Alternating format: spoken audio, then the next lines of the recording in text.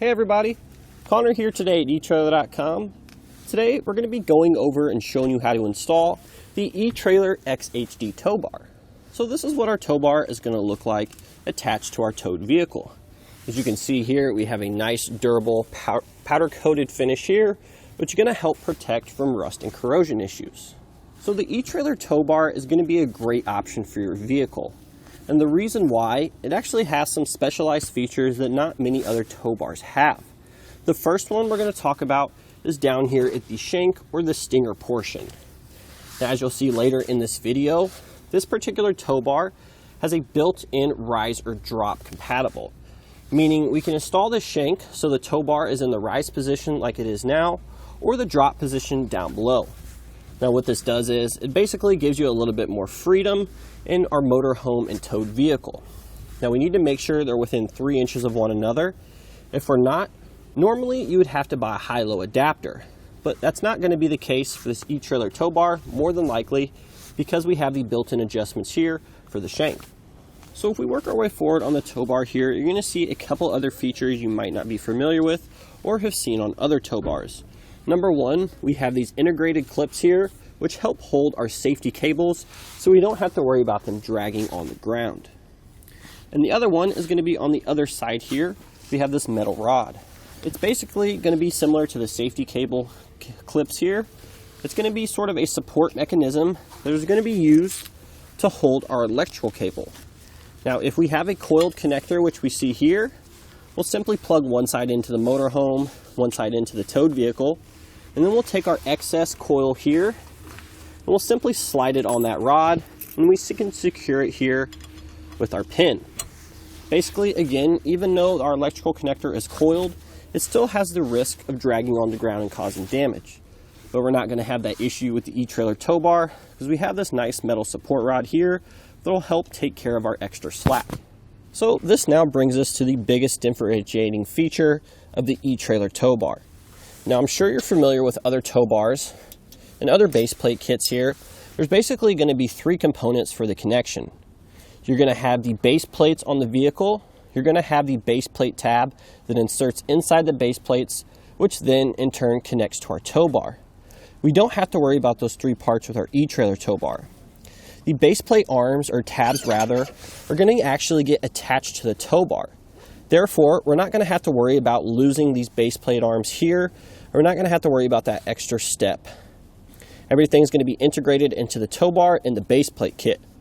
So when we're ready to hook up, we'll simply align our tabs here, insert it into the hole, and then twist to lock in place, and follow this up with our little bail clip here.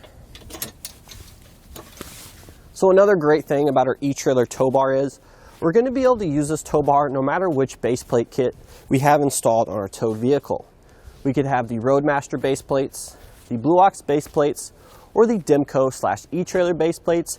We're going to be able to use this etrailer tow bar. However, I do encourage you guys to check out the product page so we can make sure that we get the adapter if needed.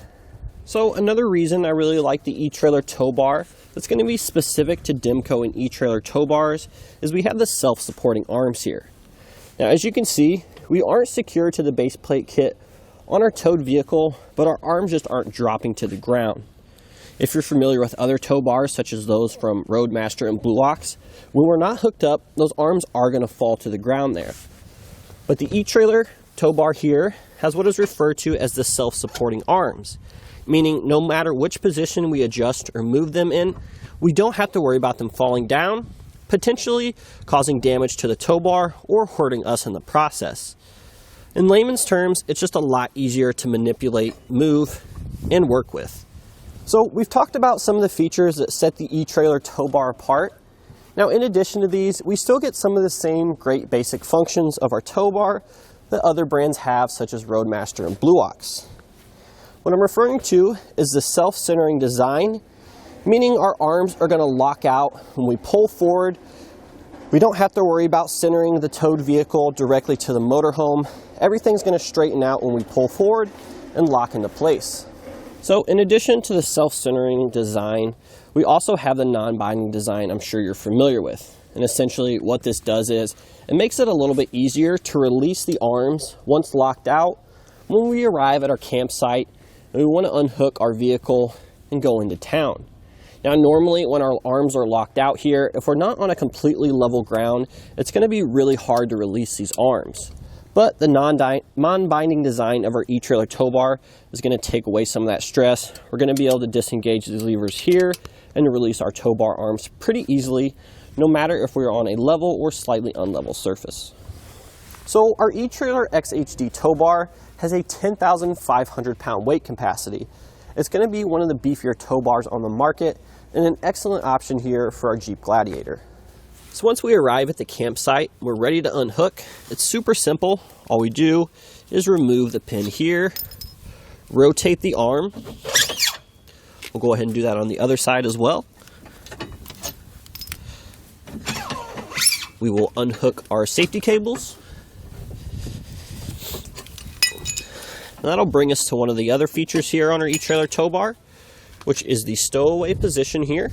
All we need to do is tilt both of the arms up. We can rotate them to either side. And then we can press them down. It's going to line up some pins here to lock it in place. We can further secure our safety cables to get them out of the way. But that's it. And that'll do it for our look and installation of the eTrailer XHD tow bar.